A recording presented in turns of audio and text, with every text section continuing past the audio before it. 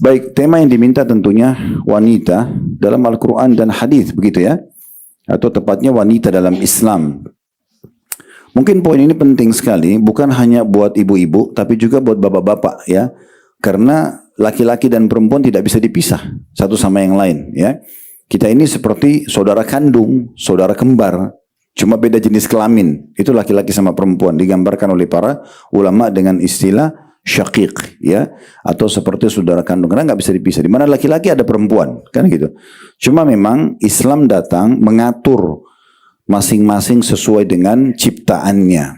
Nah, nanti akan kita pertemukan tentang bagaimana Islam mengatur wanita dan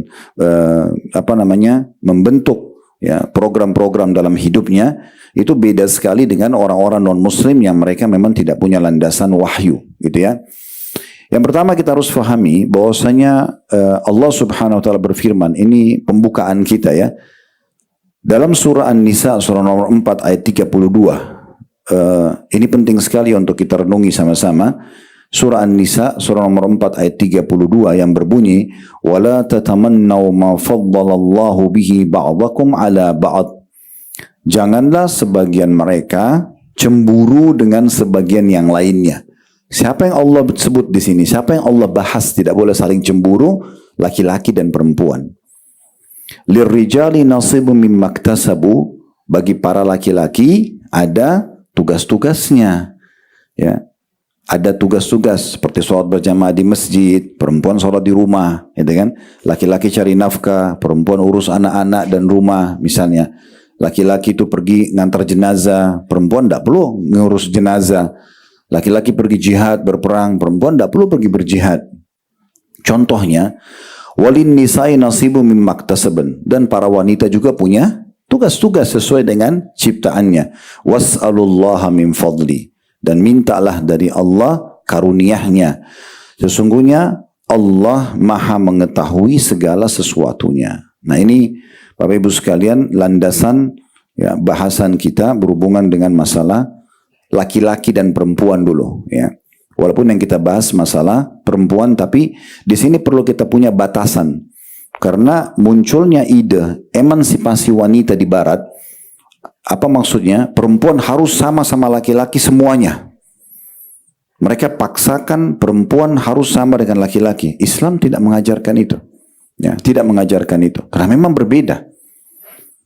Laki-laki, Bapak Ibu sekalian, walaupun menangis darah, nggak mungkin bisa hamil, ya, nggak mungkin bisa menyusui, nggak mungkin, ya. Jadi memang Allah berikan untuk perempuan itu. Sebagaimana juga perempuan mungkin ada hal-hal yang tidak perlu dia masuk ke ranah laki-laki, seperti pergi jihad berperang. Udah ibu-ibu urus anak-anaknya di rumah, kader para mujahidin di rumah, iya itu benar. Cetak anak-anak kita supaya menjadi orang-orang yang kuat secara iman berperang jalan Allah itu iya. Tapi ikut berperang nggak perlu. Laki-laki bagi tugas sama perempuan. Mereka yang mencari nafkah di luar rumah dan membiayai keluarganya, memberikan perlindungan yang cukup. Perempuan yang merawat harta itu di rumah. Gitu kan? Kalau dua-duanya di luar rumah, kira-kira siapa yang mau ngurus rumah? Siapa yang mau ngurus anak? Atau kalau dua-duanya di rumah, siapa yang akan mencari nafkah? Kan gitu.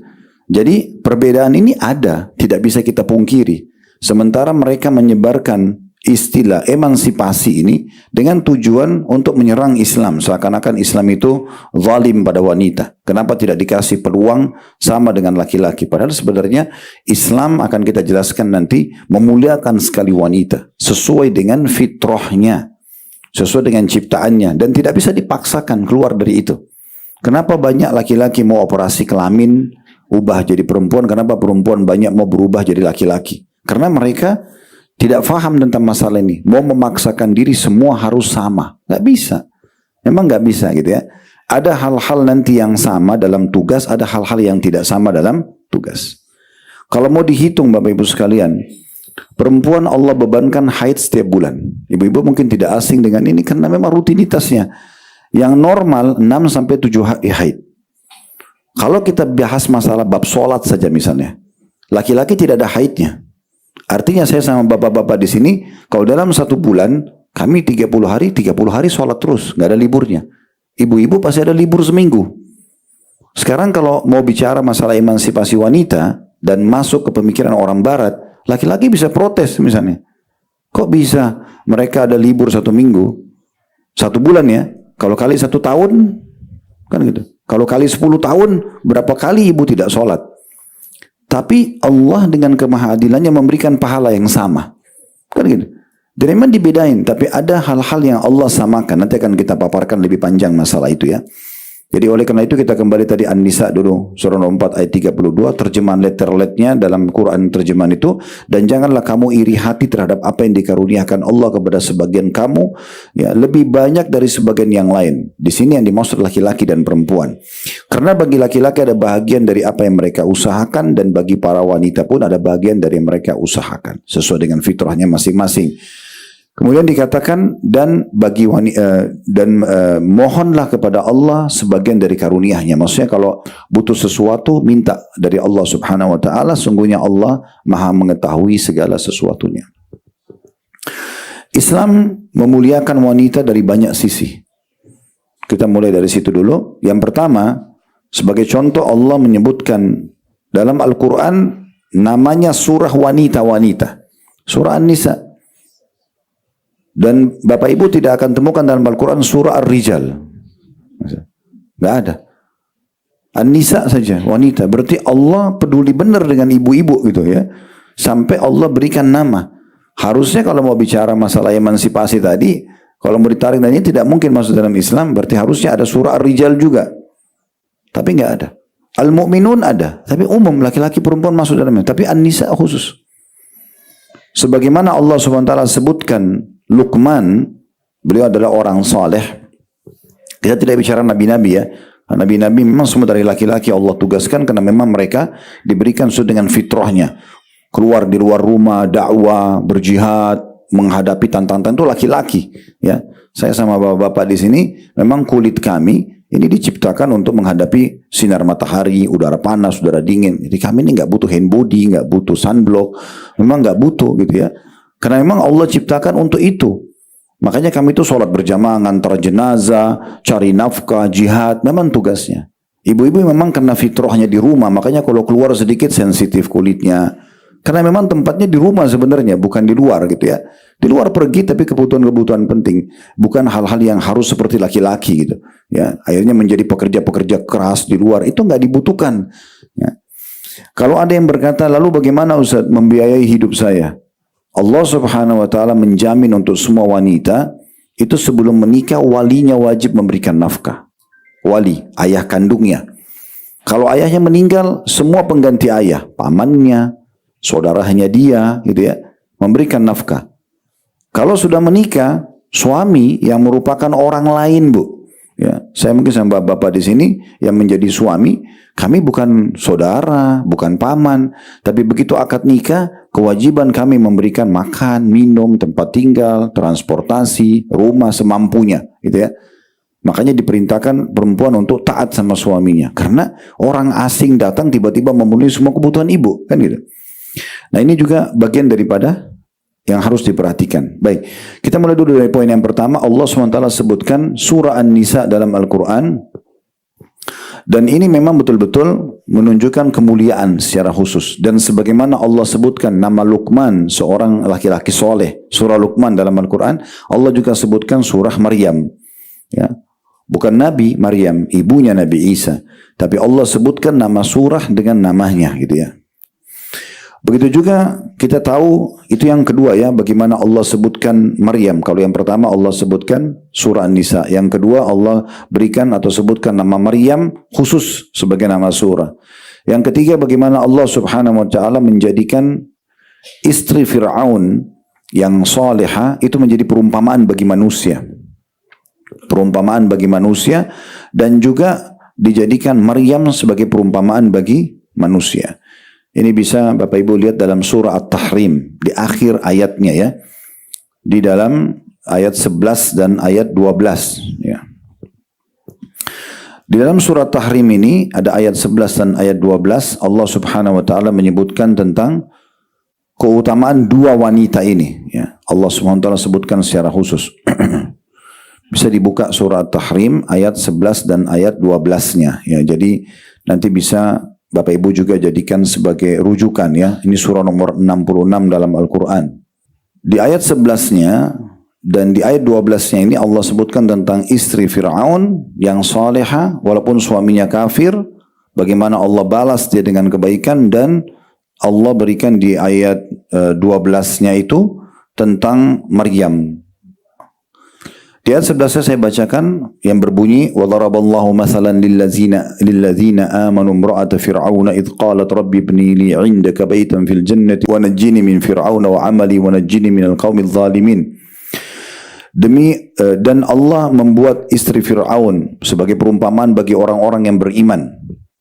Jadi wanita ini satu dijadikan contoh untuk semua orang beriman. Apa sebabnya? Ketika dia berkata, ya Rabbku, bangunkanlah untukku sebuah rumah atau istana di sisimu di surga atau dalam Firdaus, surga Firdaus, dan selamatkan aku dari Fir'aun dan perbuatannya, dan selamatkan aku dari kaum yang zalim. Jadi dia sempat mendakwahi suaminya Fir'aun tapi tidak mau, dan sampai Fir'aun akhirnya membunuh Asia ini, ya, dibunuh. Nah, waktu dia lagi disiksa mau dibunuh, dia sempat mengangkat wajahnya ke langit sambil berdoa, ya Allah, mengucapkan ini, bangunkanlah, karena dia akan meninggal, dia tahu akan meninggal, akan dibunuh oleh Fir'aun, dia akan tinggalkan istana selama ini yang dia hidup, maka dia minta, ya Allah, gantikan aku istana di surga dan selamatkan aku dari Fir'aun. Maka Asia pun akhirnya wafat dalam kondisi dibunuh oleh Fir'aun, gitu kan? Dan Fir'aun sempat heran melihat dia sambil mengatakan, wanita ini sudah gila, masa saya mau bunuh dia masih senyum. Karena dia waktu diminta doa ini, sebagian riwayat menyebutkan Allah perlihatkan sebelum dia wafat, diperlihatkan istananya di surga yang diterima doa yang dia ucapkan ini. Begitu juga dengan Maryam, wanita yang suci. Maryam ini disebutkan tidak pernah keluar dari rumahnya atau tempat dia ibadah kecuali darurat. Sehingga kalau Maryam keluar di sekitar Baitul Maqdis di masa hidupnya itu betul-betul menjadi sorotan mata orang-orang, karena jarang sekali keluar, cuma selalu di rumah dan ibadah kepada Allah Subhanahu wa taala. Dan tidak asing kisah Maryam, bagaimana beliau alaihissalam itu sampai diberikan oleh Allah Subhanahu wa taala makanan dari surga. Nabi Zakaria pun itu sampai kaget melihat kenapa ada buah-buahan di tempat ibadahnya Maryam, dan ditanya, dari mana kau dapatkan ini? Maryam mengatakan, dari sisi Allah. Allah memberikan rezeki kepada siapapun yang dia inginkan. Karena kesucian luar biasa ya, menjaga hubungannya, tidak interaksi sembarangan sama lawan jenis, dia tidak melakukan hal-hal yang haram. Maka Allah selamatkan dia, dan Allah tiupkan ruh khusus dari dia atau dari sisi Allah SWT, yaitu ruhnya Nabi Isa alaihissalam, juga Nabi yang mulia. Itu Allah sebutkan di ayat 12-nya, wa Maryam ibnata Imran allati ahsanat farjaha fanafakhna fihi min ruhina wa saddaqat bi kalimati rabbiha wa kutubihi wa kanat minal qanitin. Dan ingatlah atau pelajarilah, kalau dalam Al-Quran ada kata-kata ingat berarti pelajari, ya. Pelajarilah Maryam binti Imran. Surah Al-Imran, Al-Imran artinya keluarga Imran, ayahnya Maryam. Ya. Ingatlah Maryam binti Imran yang memelihara kehormatannya, karena dia tidak pernah keluar rumah kecuali yang penting saja. Dia juga tidak pernah melakukan pelanggaran haram, tidak pernah disentuh oleh laki-laki yang bukan halal bagi dia, bahkan tidak sempat menikah, ya. Maka kami tiupkan karena kesucian dia, ya, di dalam rahimnya sebagian dari ruh atau ciptaan kami, itulah Isa alaihissalam, dan dia membenarkan kalimat Rabbnya dan kitab-kitabnya, dan dia termasuk orang-orang yang taat. Kemudian yang keempat, ya, Allah Subhanahu wa taala menyamakan laki-laki dan perempuan dari sisi balasannya, ya, dari sisi balasannya. Dan ini tentu yang membuat tadi saya bilang sebagai contoh, Bu, ya, bagaimana kami berharap tentunya ibu-ibu tidak terpengaruh dengan apa yang disebarkan dalam poin emansipasi. Harusnya perempuan itu nuntut hak yang sama dengan laki-laki. Padahal sebenarnya yang Islam datang justru memberikan sesuai dengan porsi dan fitrahnya, tugasnya, tapi balasannya sama, gitu kan? Dan ini tidak mungkin dipaksakan, sehingga tidak perlu kita mengikuti kehidupannya orang-orang non-muslim itu, ya. Dalam surah An-Nisa, kembali lagi surah nomor 4 tadi, ya, ayat 1-nya Allah SWT mengatakan, ya ayuhan nasu ttaqu rabbakumul ladzi khalaqakum min nafsin wahidah wa khalaqa minha zawjaha wa batha minhuma rijalan katsiran wa nisaa wattaqullaha alladzi tasaaluna bihi wal arham innallaha kana 'alaikum raqiba. Hai sekalian manusia, bertakwalah kepada Tuhanmu yang telah menciptakan kamu dari seorang diri, Adam alaihissalam, dan daripadanya Allah menciptakan istrinya, Hawa alaihissalam. Dalam beberapa riwayat, Hawa diciptakan dari tulang rusuk Adam yang paling kiri. Ya. Seperti itulah disampaikan dalam riwayat Nabi SAW. Dan dari keduanya, laki-laki dan perempuan. Ini berarti menandakan persatuan di antara keduanya. Dan sama kedudukannya. Allah telah memperkembangbiakkan laki-laki dan perempuan yang sangat banyak. Dan bertakwalah kepada Allah. Maksudnya selalu tunduk kepada Allah. Yang dengan mempergunakan namanya, kalian saling meminta satu sama yang lain. Serta juga ya, peliharalah hubungan silaturahim. Sungguhnya Allah senantiasa mengawasi kalian. Begitu juga Allah sebutkan di dalam surah Al-Ahzab, surah nomor 33 dalam Al-Quran. Ini disebutkan di ayat 35-nya. Bagaimana Allah subhanahu wa ta'ala menggabungkan, ini menandakan laki-laki dan perempuan disetarakan dalam agama Islam. Ya, kedudukannya walaupun beda tugas masing-masing. Al-Ahzab surah nomor 33 ayat 35. Innal muslimina wal muslimat والمؤمنين والمؤمنات والقانتين والقانتات والصادقين والصادقات والصابرين والصابرات والخاشعين والخاشعات والخاشعين والخاشعات والمتصدقين والمتصدقات والصائمين والصائمات والصائمين والصائمات والحافظين فروجا والحافظات والذاكرين الله كثيرا والذاكرات أعد الله لهم مغفرة وأجرا عظيما. Di sini Allah samakan laki-laki sama perempuan. Ya, disebutkan sungguhnya laki-laki dan perempuan yang muslim, laki-laki dan perempuan yang mukmin, laki-laki dan perempuan yang selalu dalam ketaatan, laki-laki dan perempuan yang selalu jujur atau benar, laki-laki dan perempuan yang selalu sabar, laki-laki dan perempuan yang selalu khusyuk atau konsentrasi dalam ibadah kepada Allah, laki-laki dan perempuan yang suka bersedekah, laki-laki dan perempuan yang suka berpuasa, laki-laki dan perempuan yang memelihara kehormatan mereka, maksudnya tidak berzina dan tidak merusak nama baiknya, laki-laki dan perempuan yang banyak menyebut nama Allah atau berzikir, Allah telah menyediakan untuk mereka ampunan dan pahala yang besar.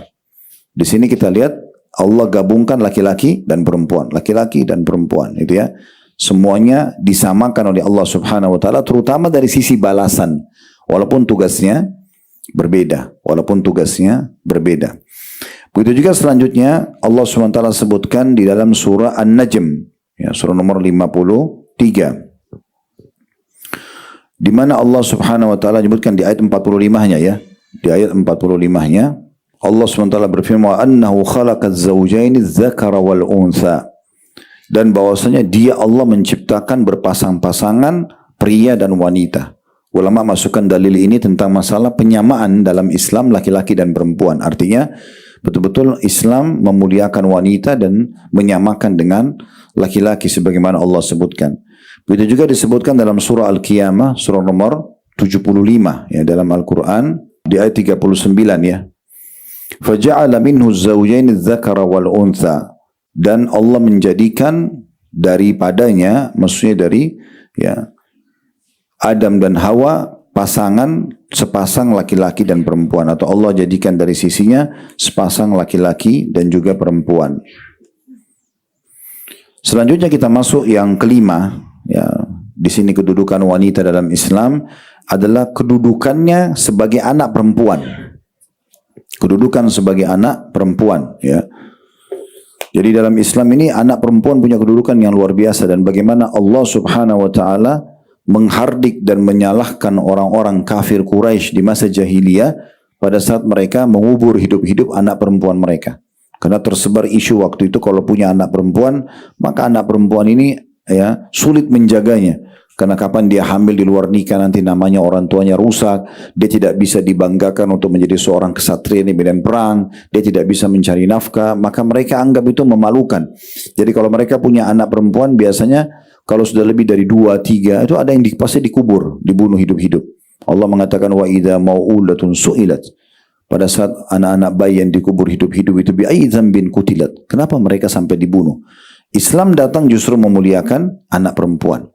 Kalau bapak ibu dikaruniai anak perempuan, dengarkan baik-baik hadisnya. Ibu dan bapak kalau sabar merawat mereka, anak perempuan secara khusus. Anak laki-laki juga ada pahalanya. Tapi anak perempuan ini ada ekstra, karena menjaganya hati-hati sekali. Saya tidak menyarankan perzinahan, tapi kalau laki-laki berzina, dia nggak akan hamil. Tapi kalau perempuan berzina, hamil, ini sudah rusak semua masa depannya.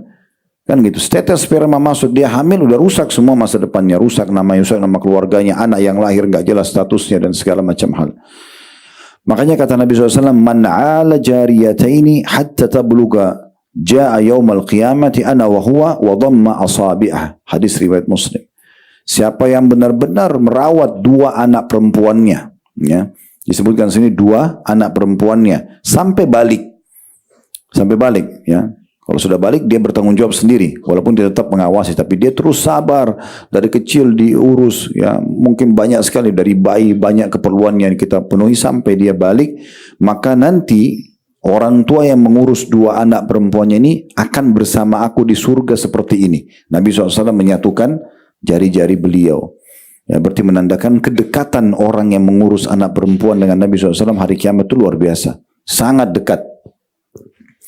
Begitu juga dengan ada riwayat yang sahih, diriwayatkan juga oleh Imam Muslim.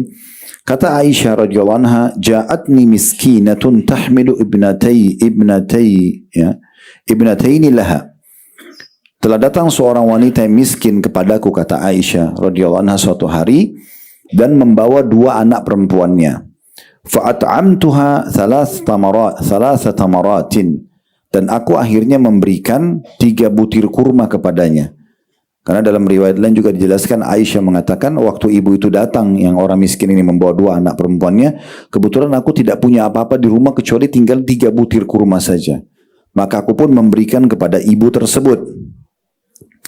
Lalu dikatakan fa'atat kulla wahidatin minhuma tamrah.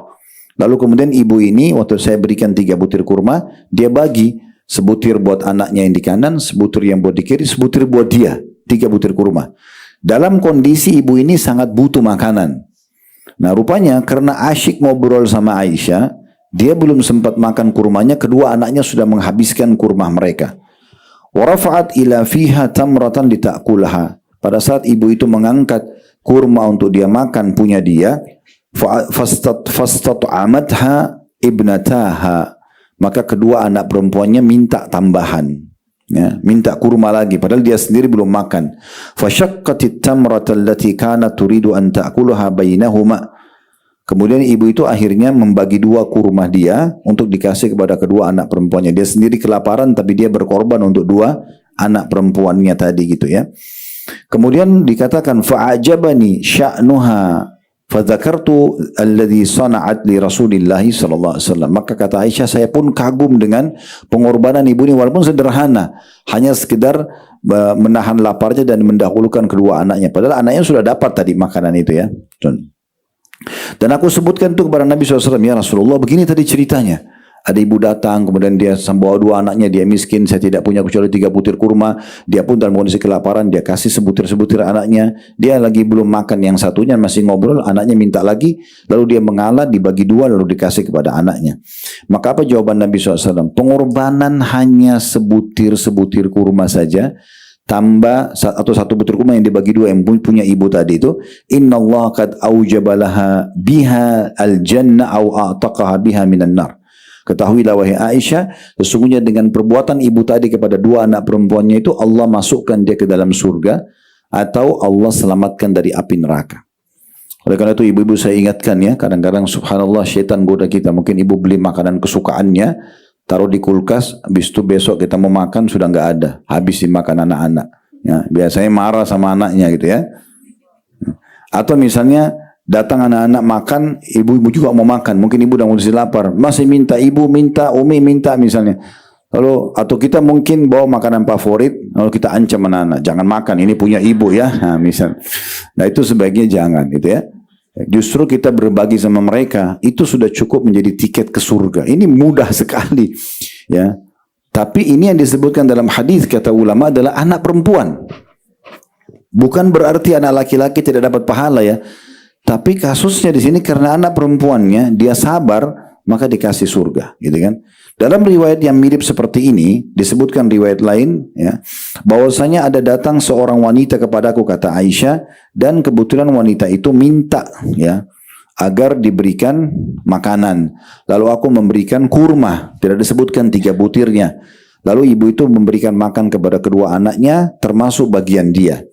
Maka aku pun kagum melihat itu, lalu aku sampaikan kepada Nabi SAW. Lalu Nabi bilang begini, hadis riwayat Muslim, man ibtuliya minal banati bisyai, siapa yang diuji oleh Allah dengan dikaruniai anak perempuan, lalu dia sibuk memenuhi kebutuhan, fa ahsana ilaihinna, dia maksimal dalam merawat anak perempuan itu, kunna lahu sitran minan nar, pasti anak perempuan itu menjadi penyebab dia selamat dari api neraka. Jadi Nabi sebutkan khusus banat, anak-anak perempuan, gitu ya.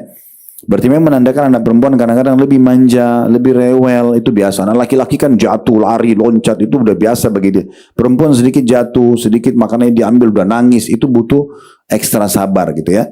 Nah, kalau orang sabar aja dengan itu berarti mendudukan wanita dalam Islam luar biasa. Masih anak perempuan aja, kalau orang tuanya sabar bisa jadi penyebab masuk ke dalam surga, gitu ya. Itu contohnya. Walaupun saya ingin berbagi, terutama bagi ibu-ibu, kalau dalam pendidikan anak, ini juga saya sampaikan pada istri saya, gitu ya. Dalam pendidikan anak, usahakan jangan memberikan pilihan kepada anak-anak. Contoh misal, ibu kalau mau ingin sayang sama anaknya, ingin memberikan makan, udah ibu masak aja apa yang ibu punya di rumah. Misalnya ibu kebetulan punya ayam, ya udah ibu buat ayam, ibu panggil anak, ini nak ya, rezeki kita hari ini makan bismillah tangan kanan. Jangan ibu tanya, nak pengen makan apa? Karena pertanyaan ini pada anak-anak yang belum masuk kepada umur balik, ini kurang tepat. Kenapa kurang tepat? Karena bisa membuka celah-celah pintu durhaka tanpa kita sadari. Contoh misalnya ibu bilang, ibu nak mau pengen makan apa? Anak 3 tahun, 4 tahun, dia tidak ngerti sebenarnya. Dia tidak ngerti ibu punya uang atau tidak, ibu punya bahan atau tidak. Terus dia bilang, saya mau ayam goreng. Ibu bilang, baik, besok ibu buatin. Besok ternyata ibu lupa. Dia akan tanya, ibu ayam goreng saya mana? Kalau ibu bilang, ya ibu lupa nak. Apa yang kira-kira yang dia bilang? Ah ibu ini. Kalimat ah itu kan tidak boleh. Tidak boleh. Allah jadikan kita sebagai orang tua, Bapak Ibu sekalian, supaya kita yang mengatur hidup anak. Jangan dibalik, jangan kita yang mengatur hidup, jangan anak mengatur hidup kita. Saya pernah lihat ada satu bapak pergi umroh bersama kami. Ada anaknya, dia umur 7 tahun.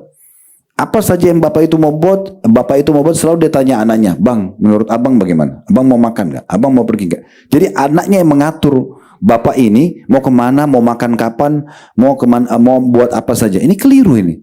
Harusnya kita di posisi orang tua, kita yang mengatur semuanya. Termasuk lembaga pendidikan, ya.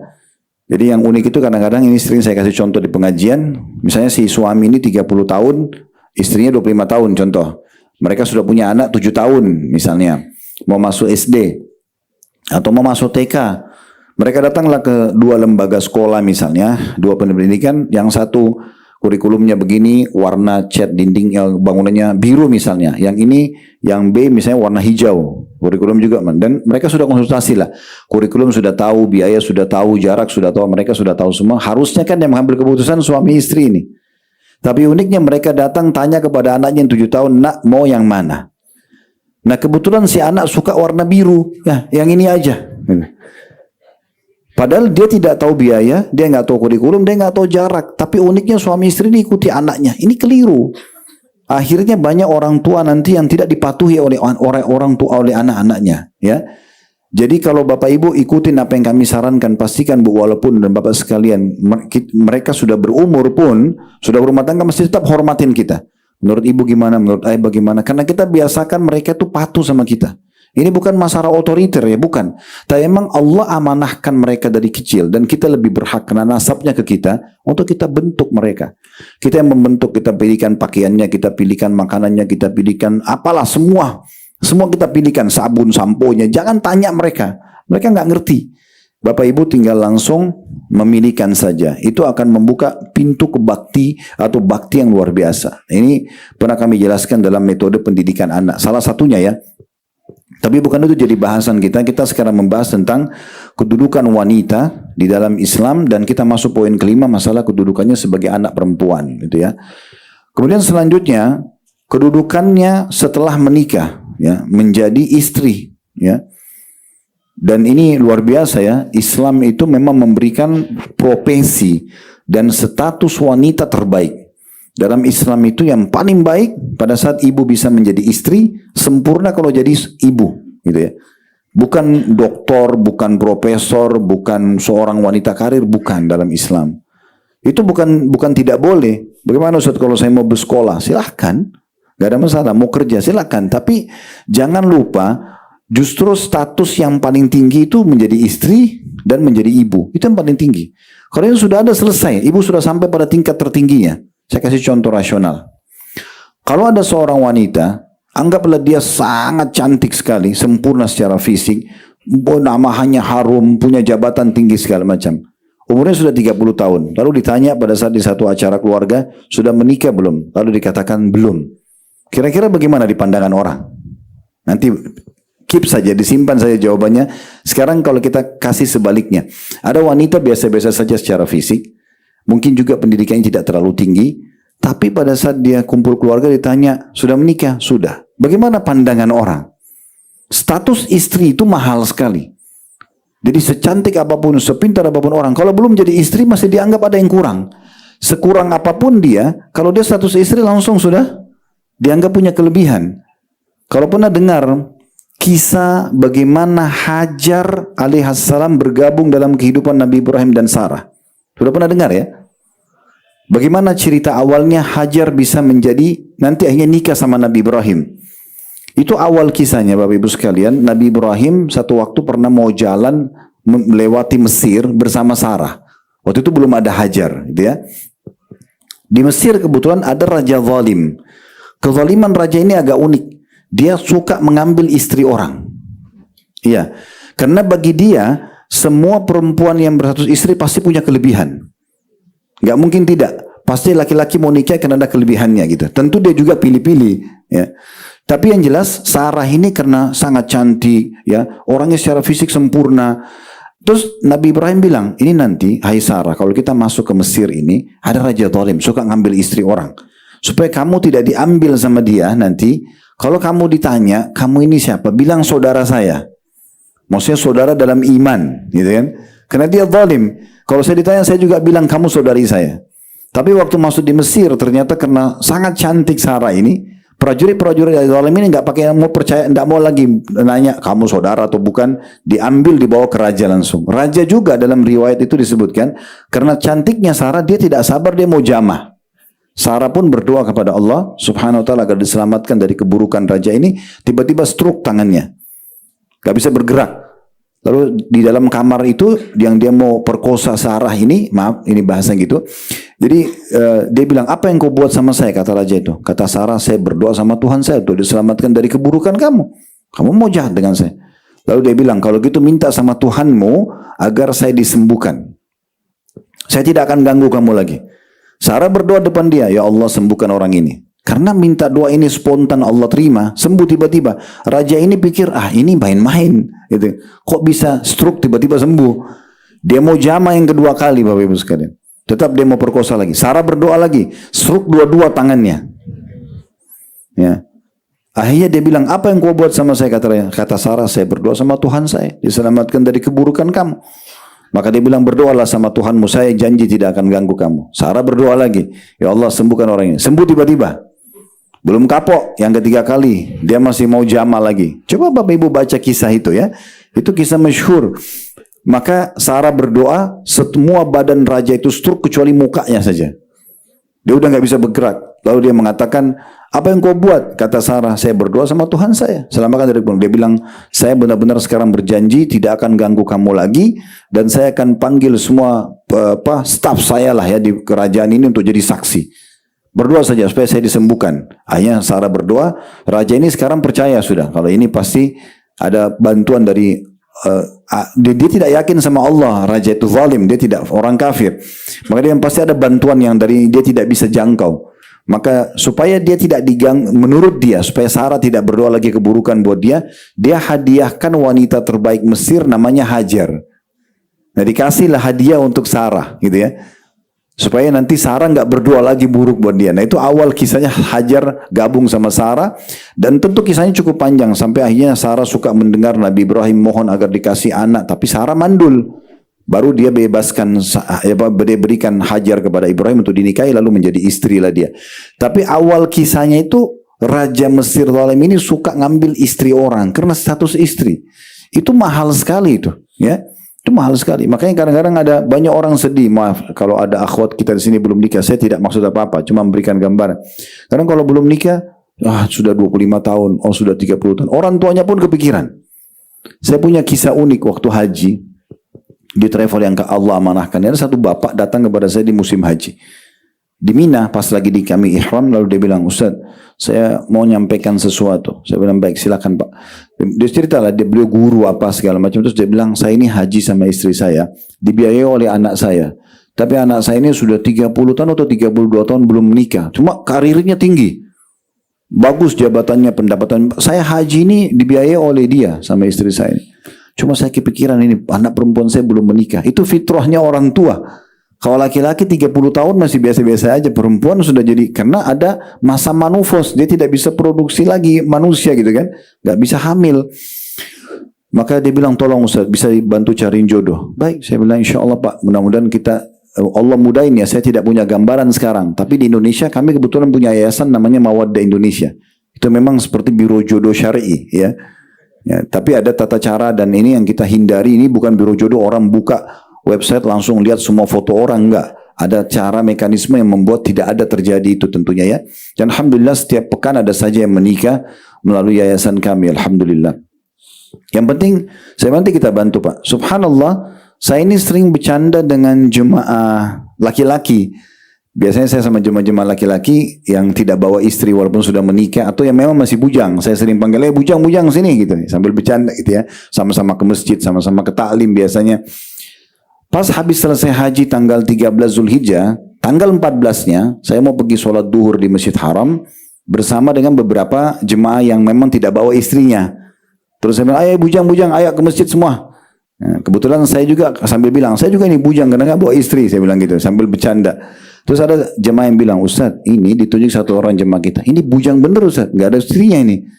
Satu orang ini belum nikah. Saya panggil dia, memang betul antum belum nikah? Belum. Terus tiba-tiba saya ingat bapak itu. Saya bilang sama dia, sementara jalan ke Masjid Haram ini jaraknya cuma 100 meter. Saya bilang sama dia, antum mau nikah? Bilang mau Ustaz, gitu kan. Kenapa selama ini belum nikah? Belum ketemu lah apa segala macam. Terus saya bilang, ingat bapak itu ada jemaah kita. Iya Ustaz, itu ada anak perempuannya. Antum pernah lihat? Pernah. Kalau saya nggak perhatikan karena jemaah banyak. Ratusan orang Masya Allah. Jadi akhirnya dia bilang, iya saya tahu Ustaz. Nah itu bapaknya bilang di Kemah Mina, minta dicariin jodoh. Antum mau nikah sama anaknya itu. Terus dia bilang, ya mau aja Ustaz. Dia bilang gitu, mau aja.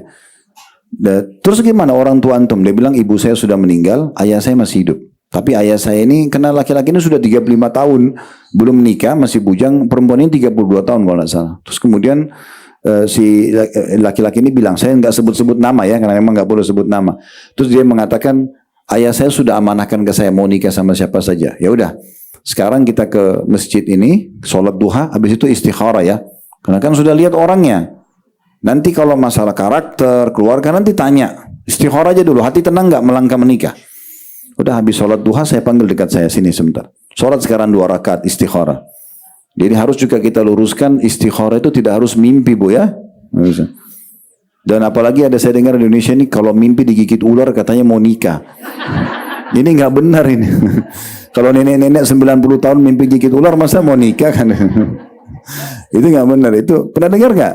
Saya pernah dengar itu kalau digigit ular katanya mau nikah, itu nggak benar. Jadi ya itu mitos. Kalau istikharah itu bisa melalui mimpi, bisa melalui informasi.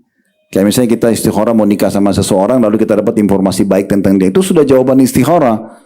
Atau dapat informasi negatif misalnya kegiatan dia, maka itu juga jawaban sebenarnya ya.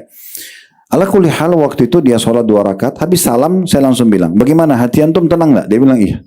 Oke, kita ketemu ya habis duhur. Nanti makan siang ketemu sama orang tuanya, ngobrol deh. Kalau cocok habis asar saya nikahkan.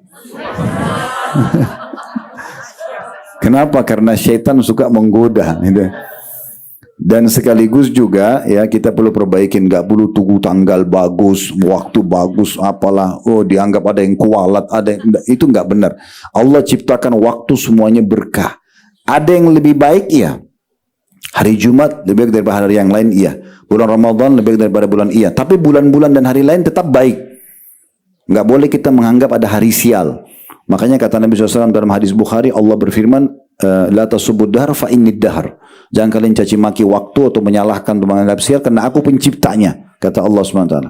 Ringkas cerita, habis duhur kami ketemu, akhirnya saya panggil orang tuanya, saya suruh tim panggil, tapi akhtinya ini lagi tidak ada gitu ya.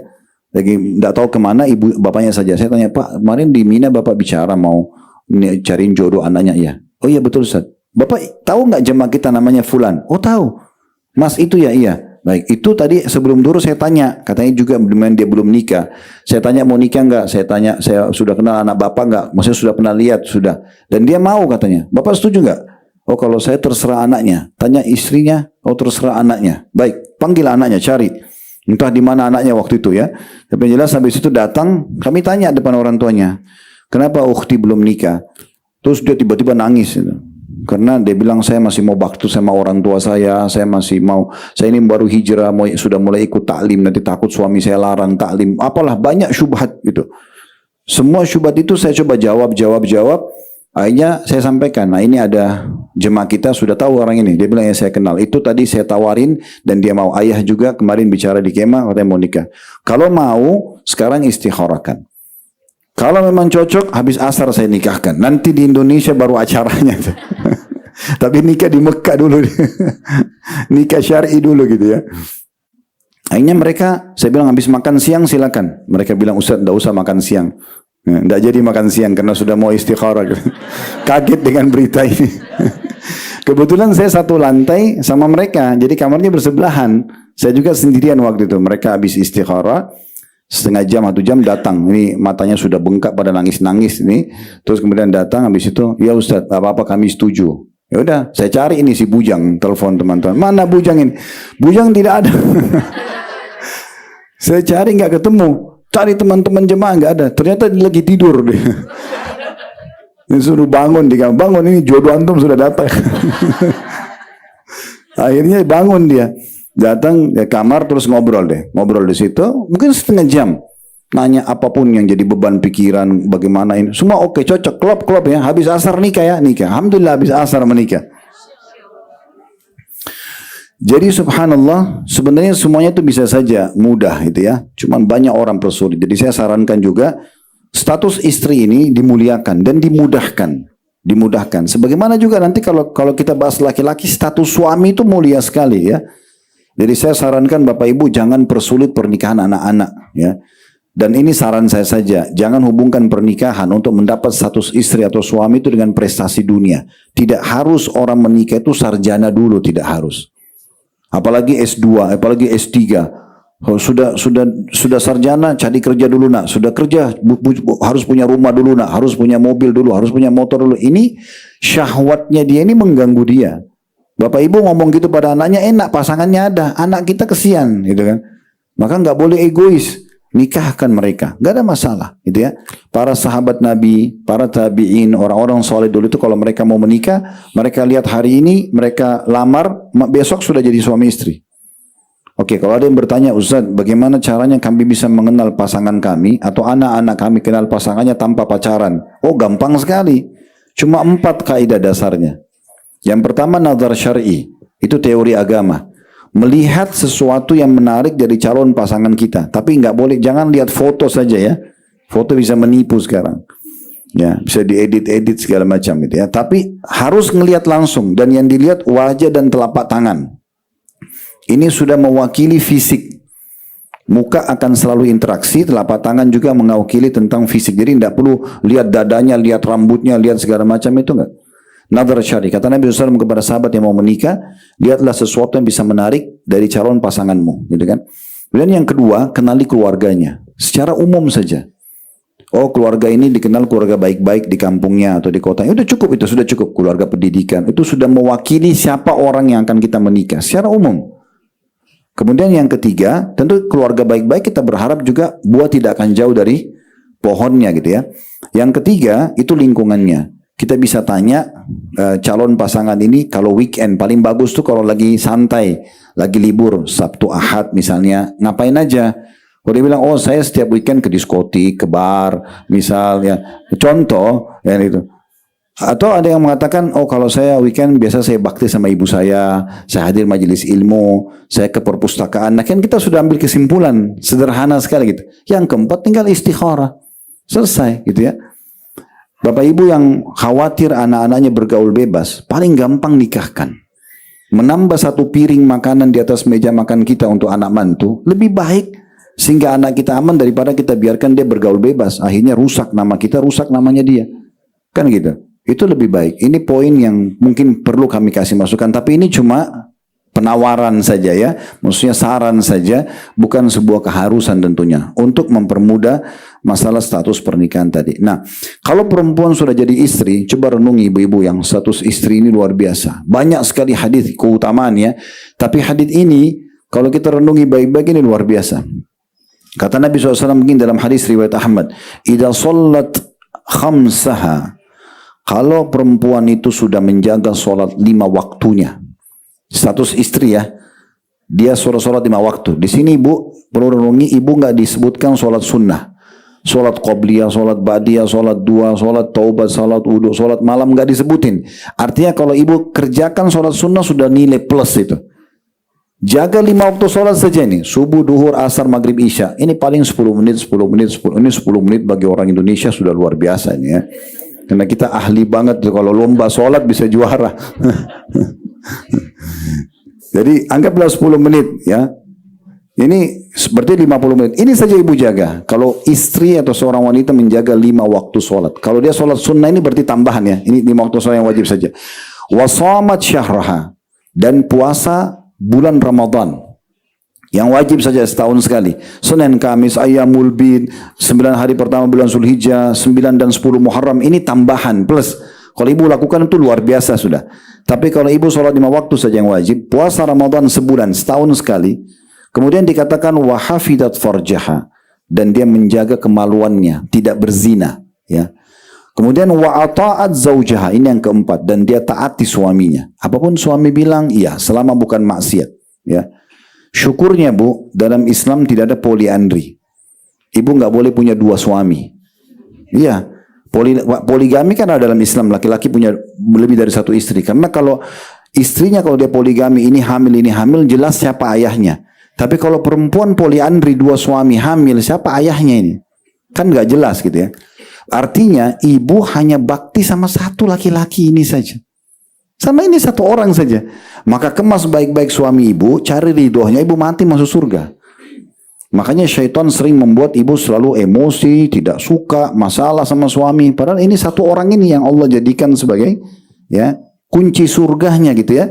Makanya dikatakan wa ta'at zaujaha, dia taat sama suaminya. Dia berikan pelayanan yang terbaik pada suaminya.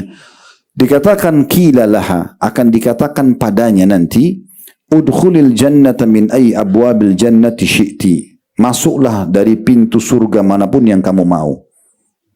Cuma jaga 4 ini. Salat 5 waktu, puasa Ramadan, menjaga kesucian kemaluan, tidak selingkuh, tidak zina, melayani ustaz dan suami dengan baik, selesai, masuk surga. Laki-laki tidak ada seperti ini, ya. Banyak harus ada jihad, ada banyak bab-babnya gitu ya. Tapi perempuan itu dimudahkan oleh Allah. Itu status istri. Makanya saya sarankan yang sudah status istri nggak usah terlalu banyak programnya, ya. Program itu di luar itu tambahan oke lah. Tapi jangan gara-gara mau kumpul sama teman-temannya tinggalin suami, tinggalin anak, bengkalekan rumah. Ini yang pintu surganya ditinggalkan, yang pernak-pernik didahulukan. Ini keliru. Pernak-pernik boleh kumpul sama teman-teman, jalan seperti ini, pengajian, urus keluarga, silaturahim, jenguk orang sakit. Tapi jangan yang utamanya ditinggalkan. Ini seperti ibu sholat sunnah tapi sholat wajib ditinggalkan. Kejar ikan teri, ikan pausnya lepas gitu kan. Nah iya, ini harusnya diperhatikan. Ini hadis luar biasa ini. Kemudian juga dikatakan kepada Nabi SAW dalam hadis riwayat An-Nasai, qila li Rasulillah ayyun nisa'il khair. Ditanyakan kepada Nabi SAW, wanita mana yang paling pantas kita kasih penilaian terbaik? Maka Nabi SAW sebut status istri ini. Qala allati tasurruhu idha nadhar. Seorang istri yang kalau dilihat oleh suaminya, suaminya senang. Selalu senyum, selalu ramah, tatapan matanya syahdu, ucapannya santun, jamaan tangannya ramah, hatinya selalu lembut. Itu kalau dilihat oleh suaminya, suaminya suka. Kalau suami ibu mau ibu pakai baju merah, pakai saja merah, nggak apa-apa. Biar ibu nggak suka, nggak apa-apa. Karena ibu pakai buat dia, bukan buat ibu, gitu kan? Kalau ibu dilarang pakai daster, jangan pakai daster depan dia maksudnya, ya. Jadi apa saja yang dia mau, kalau dilihat itu kata Nabi SAW, ini wanita terbaik. Suaminya suka apa itu? Suami suka ibu nantar rumah seperti ini, tata seperti itu saja. Suami suka ibu masak ini, masak itu saja, selesai, gitu kan? Ibu kalau mau disayang sama suaminya, saya kasih resepnya, mau nggak? Ini jaga 3 hal saja. Jaga pandangan matanya. Benar, apa yang suami suka, ibu ya penuhi. Yang dijual maaf oleh perempuan pelacur di luar sana yang banyak ganggu rumah tangga orang, yang membuat pandangan laki-laki suka. Bajunya seksi, ya, suka berpenampilan seperti apalah, ya, ngerayu ini segala macam. Itu kan yang dijual sama dia, ya. Itu yang dijual. Harusnya ini ada pada istri, bukan pada pelacur ini. Kadang-kadang banyak laki-laki tergoda dengan mereka padahal sebenarnya cuma menipu. Dia menggoda tipu. Dia pakai semua laki-laki lain yang sama. Kalau istri kan hanya untuk suaminya. Jadi semua yang suami suka pakai. Ya, perlihatkan itu. Yang suami tidak suka jangan. Ibu tahu ada keluarga kami bercerai, Bu. Saya tanya suaminya, kenapa bercerai? Ini menikah puluhan tahun. Karena dekat sama suaminya mengatakan begini. Karena saya tidak suka istri saya rambut pendek. Dia ngomong gitu. Itu cerai gara-gara itu sebabnya. Tapi karena tidak ada yang korek dari dia, tidak ada yang tahu. Saya duduk, kenapa mau cerai? Masalahnya, dia bilang saya tidak suka istri saya rambut pendek. Saya suka yang rambut panjang. Saya ini kalau di luar rumah, lihat perempuan rambut panjang, saya tergoda. Jadi saya mau istri saya punya panjang. Tapi kalau saya bilang rambutmu dijaga ya, enggak. Saya begini terserah mau terima atau tidak terima ya sudah. Tapi dia sabar sekian tahun meledak juga. Jadi bom waktu. Udah ditinggalin istrinya. Karena selalu nggak mau dengar gitu. Salahnya apa sih kalau rambutnya dipanjangin suaminya mau? Ibu terbiasa pakai daster sebelum nikah. Setelah nikah sama suami pernah hidup di Amerika, pernah hidup. Mau perempuan yang terbuka pakaiannya depan. Dia nggak ada masalah. Dikasih hadiah baju pakai, jangan ditaruh di lemari. Dipakai. Gitu banyak orang gitu. Diberikan oleh suaminya. Banyak suami sampaikan sama saya keluhan. Ustaz, saya belikan baju yang saya suka nggak mau dipakai. Terutama pakai baju tidur gitu ya. Orang biasa bilang baju tugas gitu ya. Nggak mau dipakai. Mau-maunya sendiri. Bu, ibu harus tahu karakter perempuan sama laki-laki beda. Karakternya beda. Ibu itu dominan perasaan. Kami laki-laki dominan akal. Perasaan itu beda sama akal ya. Kalau akal itu dia solusi. Langsung kalau ada masalah solusi. Saya kalau sama bapak ini bawa mobil, kemudian ban mobil kami pecah. Maka yang kami pikir langsung solusinya, bengkel di mana. Kami nggak akan bahas lagi kenapa ban itu pecah. Laki-laki biasa begitu. Ibu kalau cerita sama suami, ini rumah bocor, itu otaknya lagi jalan, pikirannya solusinya apa. Kalau ibu beda, perasaan. Ibu kalau naik mobil, ban mobilnya pecah, ibu nggak cari bengkel. Ibu turun, lihat bannya dulu. Kenapa pecah ya? Nah ya, terbawa perasaan beda. Kan itu. Jadi ada hal-hal karakter. Nah, karakter juga sama. Karena ibu dominan perasaan. Ibu kalau sudah cinta sama suami, Bu. Maaf ini saya cuma kasih gambaran. Kalaupun suami datang kerja, mungkin dia belum mandi, tapi dia ingin menggaul sama ibu. Ibu biasa aja. Bagi ibu tuh, saya cinta sama dia kok nggak apa-apa, bau keringat dikit nggak apa-apa. Tapi kalau laki-laki nggak gitu. Ibu bau bawang, ibu bau pete, bau apa, dia nggak mau dekat. Karena dia akal, walaupun dia cinta sama istrinya, beda. Kan gitu. Makanya harus dijaga ini. Kemudian yang kedua, itu adalah perutnya, makanan. Kalau misal suami ibu suka tempe goreng, mau ibu masak apapun, tempe goreng harus ada di sebelahnya. Kerupuk ada di sebelahnya. Biarin aja, yang lain tidak apa-apa ibu variasikan. Jangan ibu bilang, kamu nggak bosan ya? Udah, dia maunya itu saja. Oh, dia kerja kasih uang untuk makan, kan gitu. Yang ketiga kemaluannya, biologis. Sperma itu panas, Bu. Kalau tidak dituangkan itu emosi bawaannya. Kalau yang dia lihat itu selalu senang, perutnya kenyang, kemaluannya terpenuhi, dompetnya terbuka. Ini penampilannya sudah berantakan, makanannya nggak enak, diajak biologis nggak mau, terus minta duit, nggak ada, kan gitu. Itu. Baik, maaf Pak ya, kita buka rahasia. Baik, ini diantaranya. Begitu juga dalam hadis yang sahih diriwayatkan Tirmidzi dan Ibnu Majah. Ini kalau ibu selama hidup selalu baik sama suami, statusnya ya, selalu santun, selalu ramah, sehingga suami itu kayak merasa tidak bisa hidup tanpa ibu. Karena ibu selalu manjakan dia, sayang dia, berikan perhatian, penuhi kebutuhannya, buka lemari semuanya rapi, yang dia mau pakai pakaian ada, yang makanannya ada, semua yang semampunya gitu ya. Ibu berikan, ibu selalu tampil yang terbaik, wangi, bersih di hadapan dia misalnya. Kemudian ibu meninggal, sementara dia merasa kehilangan, ini namanya ridho, ya, keridoan. Kata Nabi SAW, ayyam mamra'atin matat wa zawju anha radin dakhalat jannah. Istri manapun, statusnya istri nih, yang kalau dia meninggal sementara suaminya ridho, maka dia dijamin masuk surga. Jadi usahakan ibu kalau meninggal, itu suaminya bilang, wah ini istri saya meninggal, gimana caranya mencarikan gantinya, susah gitu ya. Iya, jangan sampai ibu meninggal kemudian suami bilang alhamdulillahi rabbil alamin. Meninggal orang yang selama ini cerewet, banyak tuntutan, susah diatur. Nah ini hadisnya begitu ya. Saya ketemu dengan satu pejabat kita, tapi beliau ditugaskan di luar negeri, tidak sengaja ketemu di bandara Jeddah kemarin, kemudian ngobrol-ngobrol, ternyata cukup tinggi jabatannya, kemudian dia bicara sama saya umurnya mungkin 60 tahunan, saya bilang, bapak nggak sama ibu jalan? Oh Ustaz, istri saya baru saja meninggal gitu ya. Terus saya sambil bercanda, bapak nggak nikah lagi? Aduh susah Ustaz, saya soalnya di mana-mana kebayang dia terus, jadi saya nggak bisa nikah lagi, ngomong gitu. Karena selama ini selalu istrinya ada di hadapannya. Ada satu teman saya, teman dekat saya, doktor, beliau ngajar di Jami' Imam di Riyadh. Dia cerita, tapi ini pengalaman dia pribadi ya. Dia mungkin tidak tahu kita di Indonesia, tapi dia bicara pribadi. Dia bilang, saya sering kali kalau pulang ke Saudi, setiap datang ke Indonesia, beliau bisnis kebetulan, bolak-balik saya kenal baik, beliau sering bolak-balik ke Indonesia. Nah, bilang satu waktu, saya biasa kalau balik itu 9 jam penerbangan, istirahat tidur. Sholat, makan, tidur gitu kan.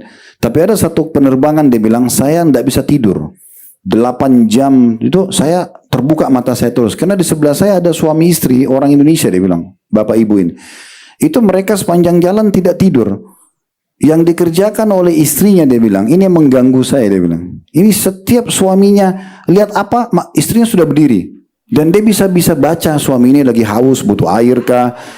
Pokoknya suaminya dipijitin 8 jam non-stop. Terus dia bilang, apa semua perempuan Indonesia begitu? Dia tidak tahu kalau cuma ibu itu mungkin, ya Allah. Tapi dia bilang itu mengganggu saya. Ternyata ibu ini bukan pikirin dirinya, tapi pikirin suaminya. Itu luar biasa gitu. Ya. Intinya sebenarnya teman-teman sekalian, terutama ibu-ibu, menjadi status istri itu luar biasa, kedudukan dalam Islam, dan dimudahkan mendapatkan banyak kelebihan-kelebihan, gitu ya. Kemudian selanjutnya, yang terakhir mungkin, yang ketujuh adalah kedudukannya sebagai ibu. Nah ini lebih tinggi lagi. Kalau ada orang di antara ibu-ibu hadis ini sudah bergabung dua status ini, sudah istri, sudah ibu, ada anak. Nah sama tadi contoh rasionalnya. Kalau ada seorang ibu mungkin ya, dia mungkin biasa saja secara fisik, tapi dia gendong anak. Terus ditanya sama, itu anaknya ibu ya? Iya. Itu pasti di mata masyarakat punya penilaian tinggi ya. Beda. Dengan orang mungkin sangat cantik sekali, tapi maaf belum punya keturunan. Sudah lama menikah. Kemudian ditanya, ibu ada anaknya? Enggak ada. Itu pasti beda penilaian. Maaf kalau di sini ada ya, bukan saya maksud saya tidak kenal ibu-ibu sekalian, tapi ini contoh saja. Untuk menunjukkan bahwasanya kalau ada orang sudah sampai pada level status ibu, itu tinggi sekali. Nilainya di sisi agama dan juga di mata masyarakat. Dan tentu tidak asing buat kita ya, bagaimana harusnya kita bakti pada ibu kita. Ada cerita satu dosen kami dulu di Saudi, di Madinah. Beliau cerita, dia bilang dia pernah sama istrinya satu waktu di Jerman, jalan, itu lagi pergi ke sana sama keluarganya. Terus dia lihat ada satu ibu tua. Ibu tua ini sudah sangat tua dan susah jalan pakai tongkat. Dia mau menyeberang melewati lampu merah itu, nggak ada yang memberikan jalan. Sudah sekian lama gitu, dari jarak jauh dilihat oleh dosen kami ini, dia bilang lalu saya jalan sama istri saya, terus saya minta istri saya untuk gandeng tangan ibu itu, saya berhentiin mobil-mobil gitu, terus jalan lah. Setelah sampai ke seberang, ibu tua itu mengatakan, siapa kalian ini nak? Gitu, kata ibu itu. Bilang kami ini dari Saudi datang. Ya, beragama apa? Dikatakan Muslim. Kenapa kalian bantu saya tadi? Kata dosen kami, ya itu diperintahkan dalam agama kami, dalam Islam. Kebetulan orang itu non-Muslim. Itu diperintahkan dalam agama kami. Kami harus berbuat baik sama semua orang, gitu kan? Apalagi di umur Anda ini, Anda seperti ibu kami. Kalau dalam agama ini, ibu kami itu kami muliakan sekali. Dia katakan, nak, perlu kalian tahu, saya ini hampir tiap hari melakukan aktivitas yang sama di sini. Saya harus menunggu berjam-jam, hanya menunggu kapan saya dikasih kesempatan jalan. Mungkin kalau saya dulu masih muda, saya jalan mungkin semua berhenti mobil itu. Tapi karena saya sudah tahu tidak dimuliakan, gitu ya. Berapa banyak orang di Amerika sama di Eropa, ibu-ibu dan bapak sekalian, itu pada saat mereka sudah sukses dan ibunya sudah tua, itu mereka tidak tinggal sama-sama, ditaruh di panti jompo. Di panti jompo, dibayar panti jompo. Ada sampai pada level di sana, mereka itu keadaannya, kalau orang tuanya meninggal, sudah meninggal di telepon nih, ini sudah meninggal, ya sudah berapa biaya pemakamannya saya transfer. Mereka nggak peduli. Mereka anggap itu jadi beban kalau harus urus orang tuanya. Beda sekali dengan Islam. Kita justru mau muda, mau tua, ibu ayah kita harus bakti. Apalagi ibu. Nah dalam bab bakti sama orang tua, kita harus pahami poin ini juga ya. Dalam pelayanan, ibu kita didahulukan. Pelayanan. Misal ibu kita mengatakan, nak tolong ambilin ibu air. Misal. Ayah kita mengatakan, nak tolong ambilin ayah air. Yang mana kita dahulukan? Ibu kita. Ini maksud daripada hadis waktu seorang sahabat mengatakan, ya Rasulullah, siapa yang paling pantas saya layani? Kata Nabi SAW, ibumu. Sampai 3 kali baru ayahmu. Ini pelayanan. Bukan dalam segala hal, Bu. Ya, bukan dalam segala hal. Ada hal-hal yang ibu tidak boleh masuk ke ranah itu. Seperti contohnya nasabnya anak. Walaupun ibu yang mengandung 9 bulan tetap nasab itu kepada ayahnya. Anak perempuan tidak boleh nikah kecuali dengan izin ayahnya. Ini wali. Biar ibu setuju nikah anaknya ibu, tapi kalau ayahnya tidak setuju nggak boleh. Kata Nabi SAW, wanita manapun yang menikahkan dirinya tanpa izin walinya ayahnya, nikahnya batal. Karena di Indonesia biasanya ada sebagian anak laki-laki dia lamar nih, misalnya calon perempuan, ayahnya tolak. Kemudian dia datang ke ibunya si perempuan, dikasihlah hadiah segala macam, kena menyentuh perasaannya, lalu ibunya setuju. Dari pernikahan ini umumnya perceraian terjadi. Karena tidak izin walinya. Nikahnya dianggap batal, gitu kan? Nah ini ibu tidak boleh masuk ke ranah itu. Yang ibu bisa masuk ke ranah itu adalah ibu pelayanannya. Ibu didahulukan iya, gitu kan? Tapi nasab, pernikahan, ini tidak ada hak ibu di situ ya. Jadi kita perlu ada batasan dalam bakti sama orang tua kita. Tapi intinya kedua orang tua harus kita muliakan, ya harus kita muliakan. Dan tidak asing firman Allah Subhanahu wa taala dalam surah Al-Ahqaf ayat 15. Di mana Allah Subhanahu wa taala menyebutkan perjuangan seorang ibu dalam mengandung ya. Ini yang menyebabkan kenapa dia didahulukan dalam pelayanannya. Al-Ahqaf ayat 15, "Wassaynal insana biwalidayhi ihsana hamalathu ummuhu kurhan wa wada'athu kurha wa hamluhu wa fisalu 30 syahra hatta idza balaga ashuddahu wa balaga 40 sana qala rabbi auzi'ni an ashkura ni'mataka allati an'amta 'alayya wa 'ala walidayya wa an a'mala salihan tardah wa aslih li fi dhurriyyati inni tubtu ilaika wa inni minal muslimin." Terjemahannya, kami perintahkan kepada manusia supaya berbuat baik kepada ibu bapak atau kedua ibu bapaknya. Ibunya mengandungnya dengan susah payah. Dan melahirkannya juga dengan susah payah. Mengandungnya sampai menyapinya, menyusuinya adalah 30 bulan. Ini yang paling sempurna. 2 tahun menyusui ya, dan sisanya mengandung. Sehingga apabila dia telah dewasa, si anak ini, dan mencapai umur 40 tahun, ini kita dianjurkan semua kita kalau sudah sampai 40 tahun selalu ulangi doa ini. Dia mengatakan, ya Tuhanku, tunjukilah aku untuk mensyukuri nikmat Engkau yang telah Engkau berikan kepadaku dan kepada ibu bapakku, dan supaya aku dapat berbuat amal yang saleh yang Engkau ridhoi. Berilah kebaikan kepadaku dengan memberi kebaikan kepada anak cucuku. Sesungguhnya aku bertobat kepadamu dan sungguhnya aku termasuk orang-orang yang berserah diri. Telah datang kepada Ibnu Umar telah datang kepada Nabi SAW, Bapak Ibu sekalian, ini riwayat yang sahih, riwayat Bukhari Muslim ya. Telah datang kepada Nabi SAW mengatakan, ya Rasulullah, saya ingin berperang bersama anda, saya ingin hijrah dengan anda, tinggal di Madinah, sholat dengan anda. Ini amalan yang luar biasa, mulia sekali gitu ya. Kemudian Nabi SAW tanya yang paling pertama, ya, apakah kedua orang tua masih hidup? Dia mengatakan iya. Kata Nabi SAW, pulanglah dan berjihadlah pada keduanya. Ya, padahal itu anak muda itu tadinya mau pindah ke Madinah, mau tinggal dengan Nabi, mau sholat dengan Nabi, mau perang dengan Nabi, tapi Nabi SAW suruh dia bakti sama orang tuanya. Saya yang berbagi sebuah poin, Bapak Ibu sekalian, bagi Anda yang hadir sini masih diberikan kesempatan orang tuanya masih hidup, maka jangan sia-siakan. Ya, banyak orang di antara kita tuh gembira sekali kalau temannya telepon, sahabatnya, apalah bestinya, gitu ya. Ya, pasti dia luar biasa, mau berjam-jam pun ngomong dia sedia. Tapi kalau ibunya telepon, ayahnya telepon, sudah ya saya lagi sibuk, atau sengaja tidak dijawab, gitu kan. Nah ini harus diperbaikin, ya. Walaupun orang tua kita itu lebih rendah secara pendidikan, mungkin lebih kurang secara fisik, ya, tetap saja mereka lebih mulia daripada kita. Dengan mereka lah kita bisa lahir di muka bumi ini. Ini harus betul-betul kita ketahui, ya. Dan tentunya taat pada orang tua ini juga, ya, pada batasan yang tidak ada pelanggaran agama. Kalau orang tua kita suruh kita berbuat dosa, nggak boleh kita ikut.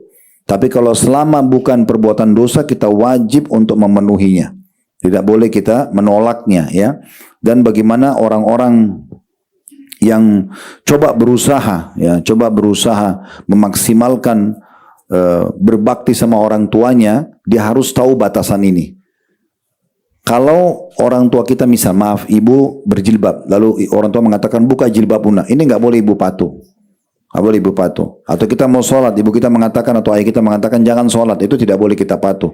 Karena kata Nabi SAW, la ta'ata, ya, li makhlukin fi ma'siyati khaliq, tidak ada ketaatan pada makhluk yang berbuat maksiat kepada sang pencipta. Ini tidak boleh.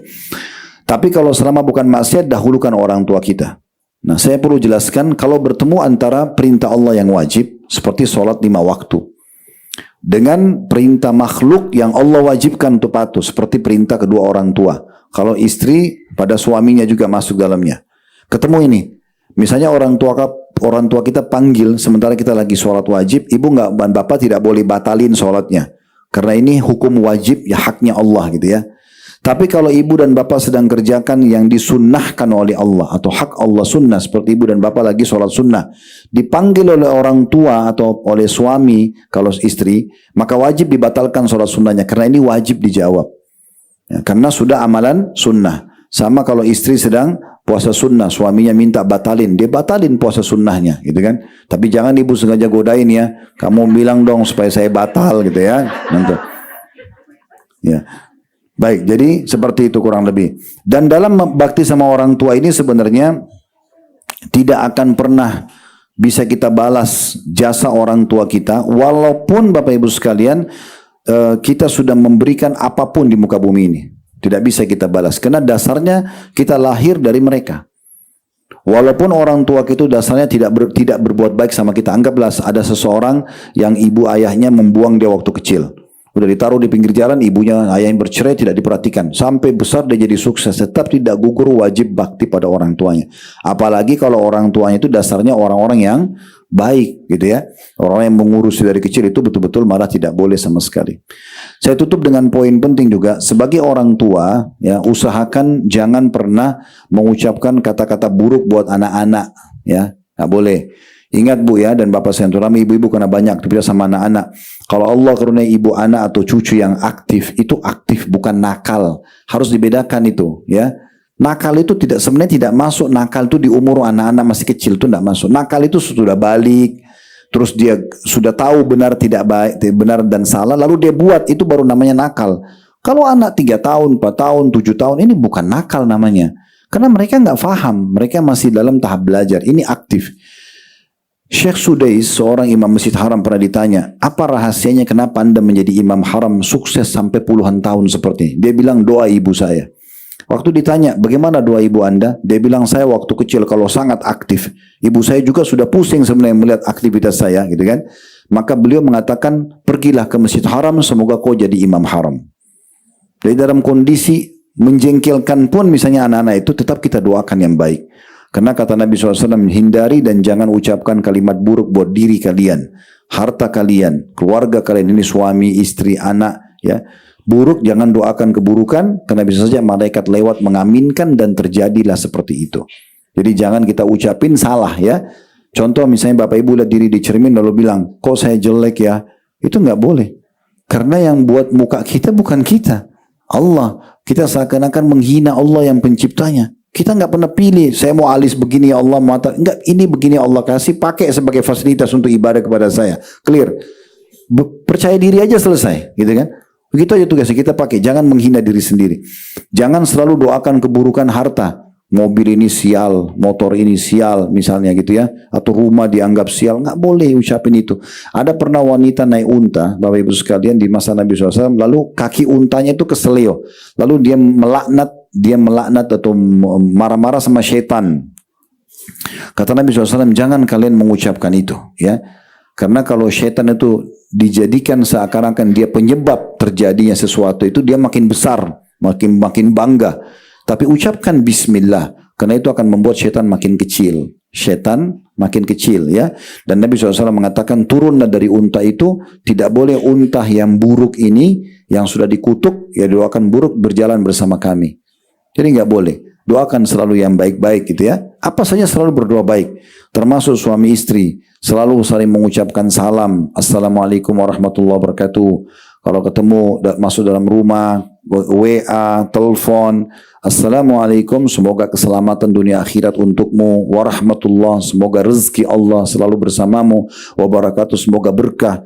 Itu kan kalau dalam satu hari kita berkomunikasi sama istri 3-4 kali, berapa banyak doa kebaikan yang didapatkan untuk pasangan kita. Selalu doakan kebaikan-kebaikan. Walaupun mereka punya kesalahan, doakan agar kesalahannya jadi baik. Ya, Bapak Ibu kalau sedang menghadapi satu permasalahan, anggaplah kita dizalimi oleh orang. Kita punya dua opsi berdoa. Opsi pertama, ini murni dendam. Dendam saja. Ya Allah, butakan matanya. Ya Allah, pincangkan kakinya. Misal, uangnya kita diambil. Atau orang buat zalim. Kita doain.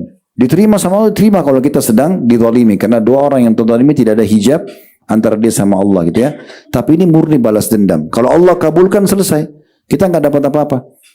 Tapi yang baik adalah ibu doakan dan bapak sekalian, ya Allah berikan dia hidayah. Supaya dia menyadari utangnya itu dia harus bayar. Begitu Allah terima dan dia bayar utangnya. Dan semenjak itu dia jadi orang baik, kita panen pahala dia terus. Artinya doakan kebaikan. Buat diri kita, buat pasangan kita, buat anak-anak itu jauh lebih baik. Karena tidak ada manusia yang sempurna tentunya. Ya. Dan kalau kita ingin membuka pintu bakti sama orang tua, ini panjang sekali bahasanya. Bukan tema sendiri.